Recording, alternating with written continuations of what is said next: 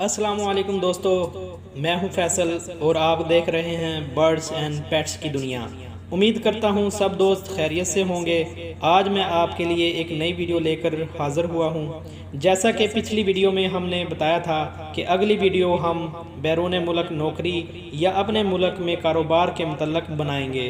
दोस्तों, यहाँ मेरा हरगिज़ बैरून मुल्क नौकरी करने की बुराई करना मकसद नहीं है, क्योंकि मैं खुद बैरून मुल्क में रह रहा हूँ। यहाँ रहने के बहुत सारे फ़ायदे भी हैं, जैसा कि आप अकेले ही थोड़ी बहुत परेशानियाँ उठा रहे होते हैं, लेकिन आपके सर पर यूँ समझ लें पूरा एक कबीला पल रहा होता है। आपकी फैमिली आसानी से ज़िंदगी गुजार रही होती है। लेकिन यहाँ मुझे एक बात समझ आई है, वो ये कि आपको बाहर जाने और जहाज़ में बैठने की खुशी के अलावा आपको खुद भी पता नहीं होता कि आपके साथ आगे क्या होने वाला है, आप क्या करने जा रहे हैं, क्या करना है, क्या मकसद है और किस लिए जा रहे हैं।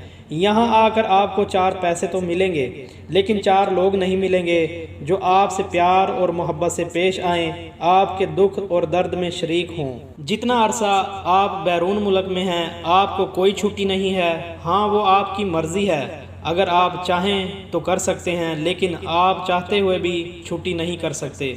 आप लोग सोच रहे होंगे कि मैं सिर्फ बुराई ही कर रहा हूँ, लेकिन ऐसा नहीं है। आप ये सब बातें अपने इन प्यारों से पूछ सकते हैं जो कि बैरून मुल्क में मौजूद हैं।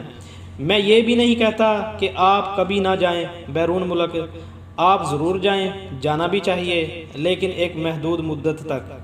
सऊदी अरब की मिसाल ले लें। आप यहाँ आते हैं 5 साल के अरसे के लिए, आप पैसा भी कमा सकेंगे, माँ बाप को उम्रा भी और हज भी करवा सकेंगे। इससे बड़ी सादत और हमारे लिए क्या होगी। लेकिन बात वही कि आप बैरून मुल्क में हैं। अगर खुदा ना खास्ता घर में कोई मसला बन जाता है, कोई परेशानी आ जाती है, कोई फौतगी हो जाती है, आप सिर्फ बैरून मुल्क बैठकर अफसोस कर सकते हैं, लेकिन यहाँ से जा नहीं सकते।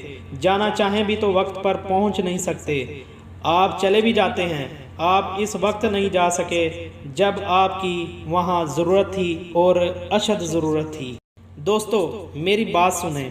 यहाँ मैं अग्रेसिव हरगिज़ नहीं हो रहा, मैं बैरून मुल्क नौकरी के ख़िलाफ़ हरगिज़ नहीं हूँ, जैसा कि पहले बता चुका हूँ। मैं अपनी मिसाल देता हूँ। मैंने अपने मुल्क से बाहर 6 साल गुजारे हैं। 6 साल ज़्यादा नहीं हैं, चले मान लेते हैं, लेकिन 6 साल में सिर्फ 6 महीने मैं अपने घर में रहा हूँ, तो 12 सालों में 12 महीने बनते हैं। ऐसे ही 30 सालों में 2 से 2.5 साल अपने मुल्क में गुजारेंगे, यानी अपनी ज़िंदगी का आधा हिस्सा। तकरीबन हर पाकिस्तानी जो मुल्क से बाहर है, वो साल में सिर्फ 1 महीना अपने घर में रह सकता है। और मान लें कि 30 साल में मैंने बहुत सारा पैसा कमा लिया है, मेरे बच्चे पढ़ लिख कर बड़े हो गए हैं, लेकिन इस सारे प्रोसेस में मैं किधर गया। मैंने अपनी जवानी नहीं जी, अपने बीवी बच्चों, माँ बाप, बहन भाइयों के साथ टाइम नहीं गुजारा, अपने बच्चों की तरबियत नहीं कर पाया, अपने माँ बाप की खिदमत नहीं कर पाया, दोस्तों के साथ उठ बैठ नहीं पाया। अच्छा, अपनों और वालिदैन की खिदमत दूर की बात, जो बैरून मुल्क होते हैं वो अपनों के जनाजे पर पहुंच जाएं, अपनी खुशकिस्मती समझते हैं। हम जनाजे पर पहुंच गए, खिदमत तो दूर की बात। और आखिर में जब बंदा 30 से 35 साल बैरून मुल्क गुजार कर आता है, तो उसे पैसों की ज़रूरत नहीं होती। उस टाइम उसको 2 वक्त की रोटी और दवाई की ज़रूरत होती है। जाहिर है 60 साल के ज़ईफ़ के लिए पैसा किस काम का। और 2 वक्त की रोटी मैं इसलिए कह रहा हूँ कि उस उम्र में, यानी 60 साल की उम्र में 3 वक्त की रोटी आप हज़म नहीं कर पाएंगे। दोस्तों, यहाँ अब ये बात बहुत अहम है कि चलें बैरून मुल्क तो जाकर हम नौकरी करेंगे, 4 पैसे आएंगे। इसके बरअक्स अपने मुल्क में क्या कर सकते हैं जिससे घर भी चले और एक्स्ट्रा आमदनी भी हो। जिस तरह बाहर जाने के शौक़ में थोड़ा बहुत पैसा इकट्ठा करते हैं, वैसे ही अपने कारोबार के लिए भी पैसा इकट्ठा करें और अपने स्किल के मुताबिक कारोबार शुरू करें। अगर कोई काम आपको नहीं भी आता, आप 2 से 4 महीने लगाकर सीख लें, ये बैरून मुल्क जाने से बेहतर है। और इसके अलावा میں 2 مزید ویڈیو بنا چکا ہوں۔ ایک ویڈیو میں فارمنگ کے ذریعے پیسہ کمانے کا طریقہ بتا چکا ہوں اور دوسری ویڈیو میں بغیر پیسے کے کاروبار کرنا بھی بتایا گیا ہے۔ اس کے علاوہ بھی ہمارے ساتھ بہت سارے بھائی پاکستان میں موجود ہیں جو بلا معاوضہ آپ لوگوں کی مدد کرنے کے لیے تیار ہیں، تاکہ ہمیں اور ہمارے ملک کو فائدہ ہو سکے، ہم اور ہمارا ملک ترقی کر سکے۔ اور یقین کریں، جب ایک بار آپ نے نیت کر لی کہ کرنا کیا ہے، پھر آپ سیکھ بھی جائیں گے اور کامیاب بھی ہو جائیں گے۔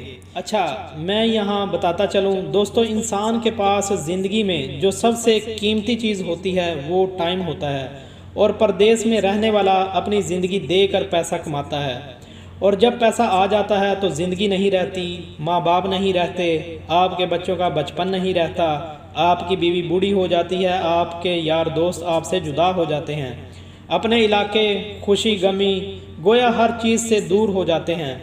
آپ کی زندگی پیسہ کمانے والی مشین بن کر رہ جاتی ہے۔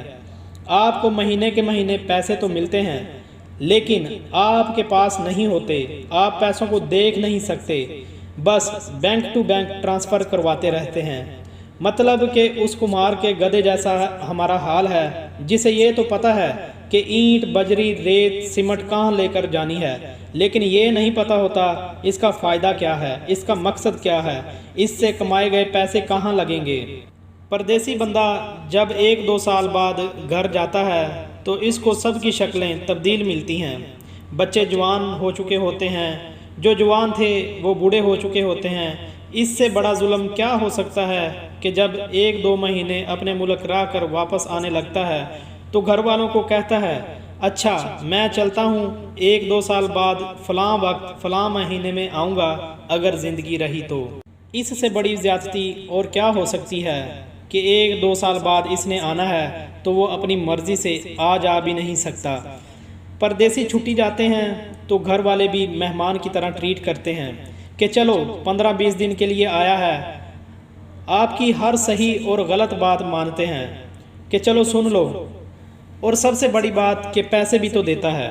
میں نے بہت سارے پردیسی بھائیوں اور دوستوں کے ساتھ ڈسکس کیا ہے کہ جب وہ 30 سے 35 سال بعد اپنے گھر جاتے ہیں تو ان کے اپنے بچے بھی ان کی عزت نہیں کرتے، کیونکہ ان کو آپ کی عادت نہیں ہوتی۔ وہ کچھ عرصے بعد کہنے لگتے ہیں، ابا باہر ہی ٹھیک تھا، ہر وقت روکتا ہے کہ یہ نہ کرو وہ نہ کرو۔ بیوی بھی اب اتنی عزت نہیں کرے گی کیونکہ آپ بوڑھے ہو چکے ہیں اور پیسہ بھی نہیں کماتے۔ یہ ساری باتیں آپ کو اتنی جلدی ہضم نہیں ہوں گی، کیونکہ جب آپ پردیس سے آتے تھے تو آپ کو منسٹر جیسا پروٹوکول ملتا تھا جو کہ اب نہیں ملے گا۔ آپ کچھ دن تو ان کے ساتھ لڑیں گے کہ میں نے آپ لوگوں کے لیے زندگی باہر گزار دی، آپ لوگوں کے لیے میں نے یہ کیا وہ کیا، تو سب نے یہی کہنا ہے کہ آپ نے ان کے لیے کچھ نہیں کیا، یہ تو آپ کا فرض بنتا تھا، بلکہ آپ کی وجہ سے ان کی زندگی خراب ہو چکی ہے۔ فائنلی آپ نے دل برداشتہ ہو کر ایک کونا پکڑ لینا ہے، آپ نے سوچتے رہنا ہے کہ یہ میرے ساتھ کیا ہوا ہے، میں نے کیا کیا ہے۔ اس دوران آپ کو لوگ پاگل نہیں تو کم سے کم یہ ضرور کہنا شروع کر دیں گے کہ بڈھا کھسکا ہوا ہے، اس کی باتوں پر زیادہ دھیان نہ دیا جائے۔ آخر کار لوگوں کے بیہیویئر اور سلوک کو سوچتے سوچتے پاگل ہو جائیں گے اور اپنے خالق حقیقی سے جا ملیں گے۔ یہ ہے پردیسیوں کی سٹوری، جس میں میں خود بھی شامل ہوں۔ جو پردیس میں رہتے ہوں گے وہ میری بات کو اچھی طرح سمجھ رہے ہوں گے، کیونکہ جس پر گزرتی ہے وہی جانتا ہے۔ اب آپ مجھے بتائیں کہ ایک طرف صرف پیسہ پیسہ اور صرف پیسہ ہے، اور دوسری طرف زندگی ہے جس میں ماں باپ ہیں، بیوی بچے ہیں، یار دوست ہیں، اپنا ملک ہے، سب کچھ ہے، اور زندگی گزارنے کے لیے کچھ نہ کچھ پیسہ بھی ہے۔ دوستو، اللہ تعالیٰ نے ہمیں اتنے عظیم لیڈر دیے تھے جن کی وجہ سے ہمیں اپنا ملک مل گیا، لیکن اس کے بعد بدقسمتی سے اتنے بے ضمیر لیڈر ملے ہیں کہ ہم اپنے ملک میں رہ نہیں سکتے۔ ہمیں کام کے لیے، روزگار کے لیے ملک سے باہر آنا پڑتا ہے، جبکہ ہمارا ملک وسائل سے مالا مال ہے، لیکن ہم جیے فلاں مرے فلاں کے نعرے لگانے کے قابل ہیں، اور یہی ہماری اوقات ہے۔ جس دن ہم نے کرپٹ لیڈروں کو جوتے مارنا شروع کر دیے، اس دن آپ کو روزگار کمانے کے لیے ملک سے باہر نہیں آنا پڑے گا۔ یہ کرپٹ لیڈر اپنی بیماری کا علاج اپنے ملک میں نہیں کرواتے اور ایمانداری سے محنت مزدوری کرنے والا غریب انسان اپنوں کے جنازے تک میں شریک نہیں ہو سکتا۔ یہ باتیں کرنے کا میرا ہرگز یہ مطلب نہیں کہ پردیسی بھائی آج ہی اپنی بیرون ملک نوکری چھوڑ دیں اور اپنے گھر کو چلے جائیں۔